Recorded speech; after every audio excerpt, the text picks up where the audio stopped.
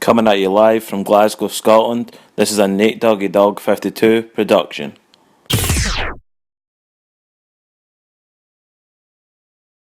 What's up YouTube, it's Nate Doggy Dog 52 and I'm back again with another sneaker review. This time it's an original celebrating its 25th birthday this year. It's the Air Max 90. Without further ado, let's get started. So it comes in this original 1990 style Nike box. So it's an all orange box with a white swoosh with the Nike and joined up writing in black. You've also got that on the box lid, it's on the back and it's on the side as well.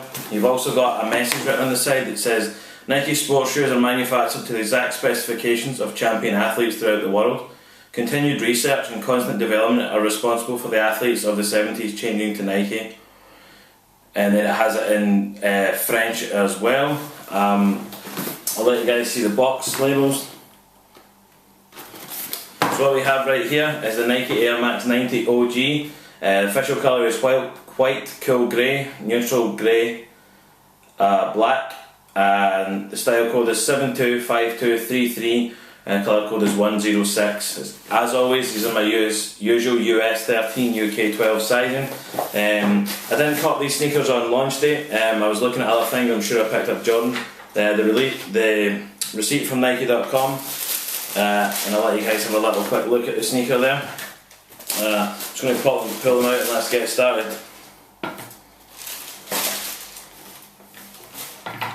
Okay guys, so here we go. So, we have the OG Air Max 90 celebrating its 25th birthday this year, with some awesome OG tooling on there, including the Nike Air hang tag as well as the retro or throwback style box. I'm going to pop this off to the side, I'll grab one sneaker and get started. Okay, so the shoe originally launched in 1990. It's the third Air Max in the Air Max line. It was a Tinker Hatfield shoe, although not always known as the Air Max 90, it was known as the Air Max 3 up until the year 2000 when they decided to rename it to its year of inception, which was 1990, and so it is now known as the Air Max 90. The original colourway of white, cool grey, infrared and black was chosen because it really wanted to highlight the larger volume Nike Air Max unit that was in the heel.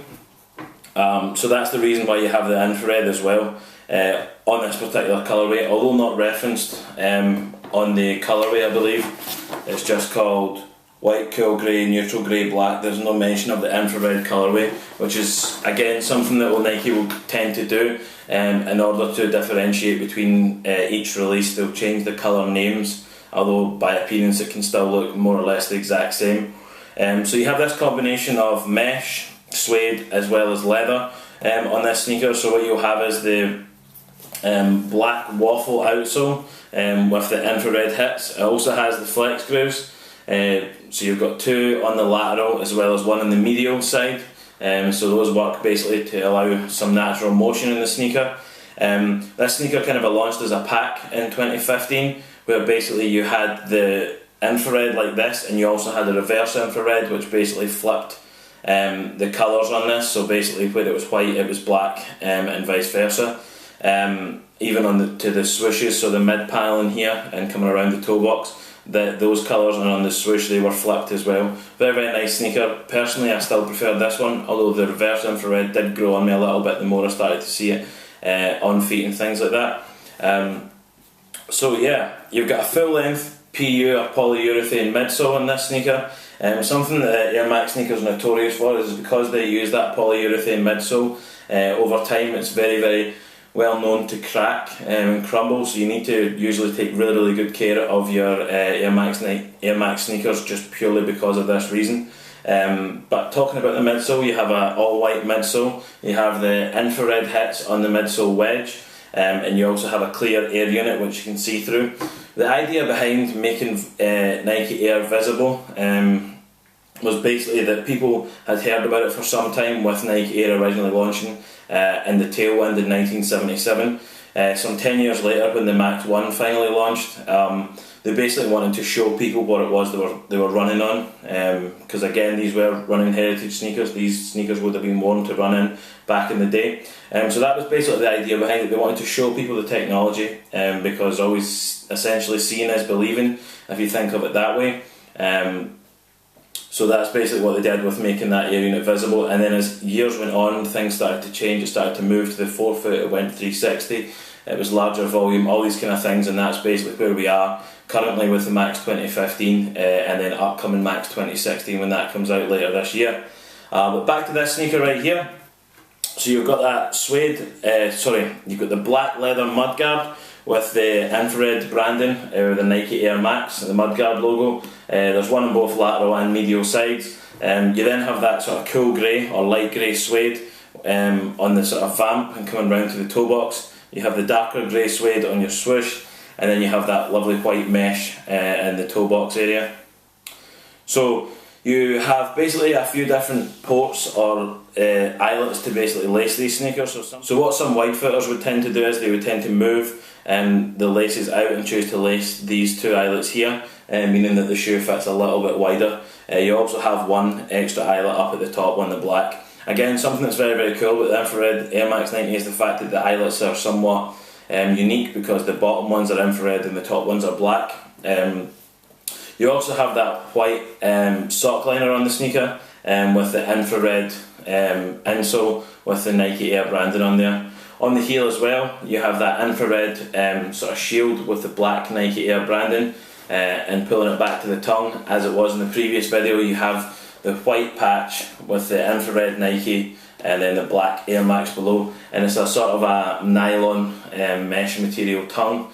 You've just got regular white Nike flat laces in the sneaker, keeping it true to its original form.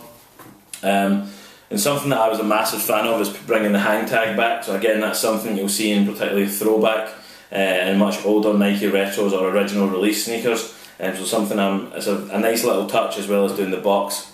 But enough about that. It's now time for me to stick these BBs on feet and let you guys see how they look.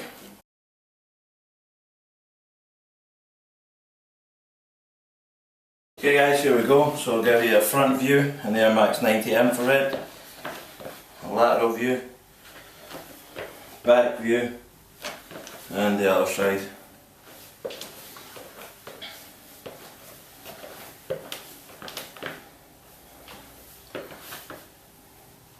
Very, very dope sneaker, very, very throwback. And these sneakers did actually originally release in the year that I was born, which was 25 years ago now.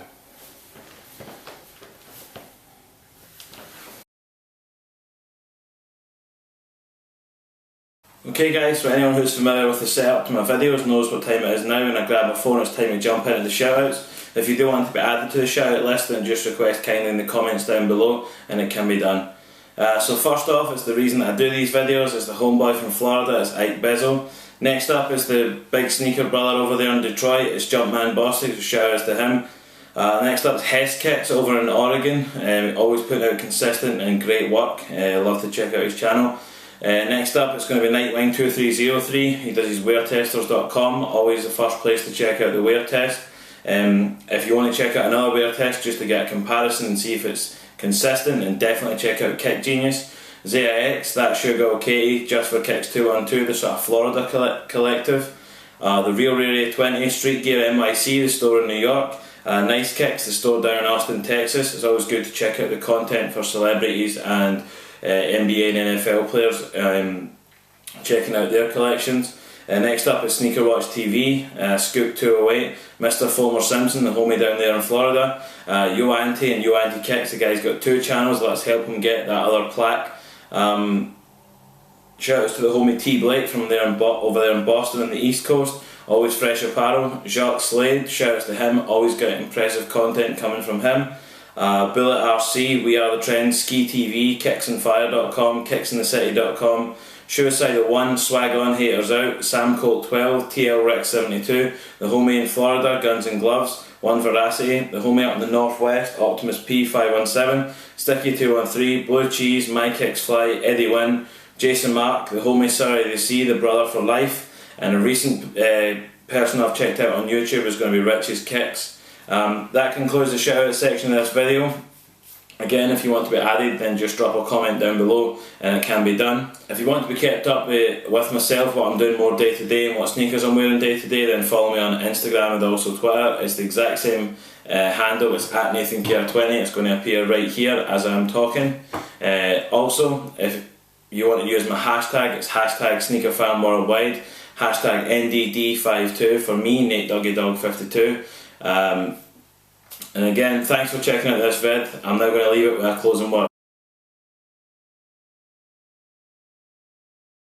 Okay guys, let me give you one final look at the Air Max 90 OG infrared colourway. If you have enjoyed this video, then please do like, comment and subscribe. Be sure to check out my back catalogue of some of my previous videos, and be sure to hit that subscribe button down below to make sure you don't miss any upcoming videos. This is the Air Max 90 OG infrared. I've been NateDoggyDog52. Peace.